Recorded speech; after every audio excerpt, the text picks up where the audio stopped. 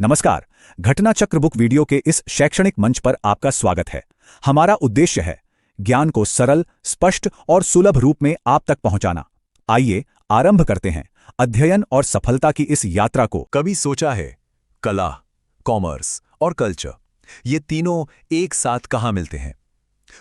एक ऐसी ही जगह है, एक ऐसा ग्लोबल इवेंट जहां पूरी दुनिया की नजरें भारत के हुनर पर आकर टिक जाती हैं।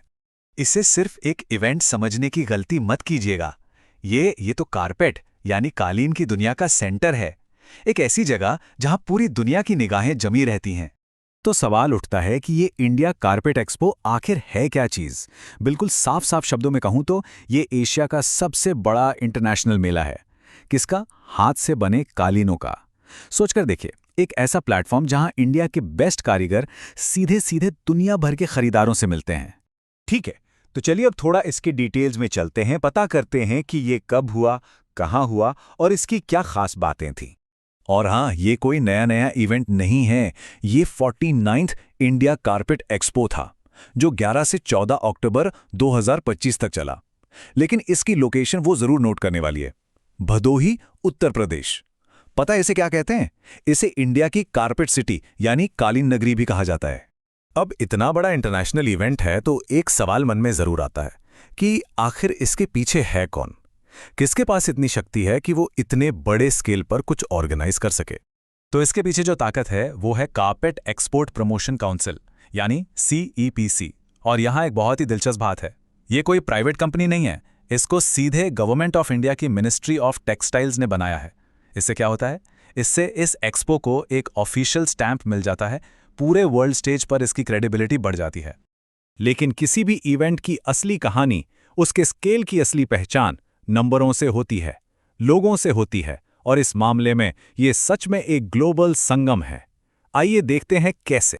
जरा सोचिए, 225 ये नंबर है इंडिया के टॉप मैन्युफैक्चरर्स और एक्सपोर्टर्स का, जो देश के अलग अलग हिस्सों से आकर एक ही छत के नीचे जमा हुए।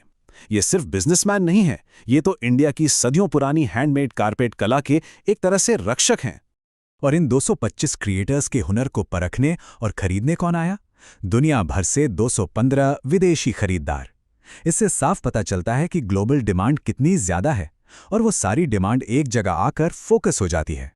और ये खरीदार किसी एक दो पड़ोसी देश से नहीं आए थे, नहीं, पूरे 60 से ज्यादा देशों से। मतलब अमेरिका से जापान तक, यूरोप से मिडल ईस्ट तक। सही मायने में ये इवेंट पूरी दुनिया को इंडिया के दरवाजे पर ले आता है।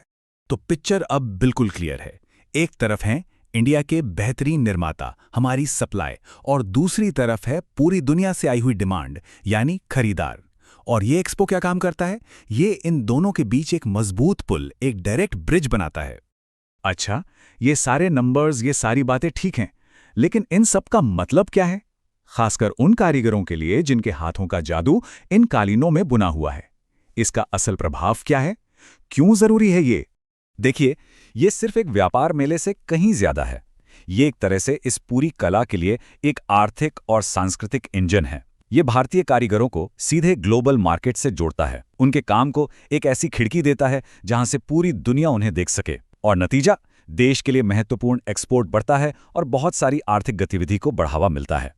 और आखिर में एक बड़ा सवाल छोड़ जाते हैं कि इस तरह के ग्लोबल प्लेटफॉर्म्स हमारी इस टाइमलेस कला को बचाने और आगे बढ़ाने में लॉन्ग टर्म में क्या रोल प्ले करेंगे? आखिर ये ग्लोबल स्टेज भारतीय शिल्प के भविष्य को कैसे आकार देगा? सोचने वाली बात है।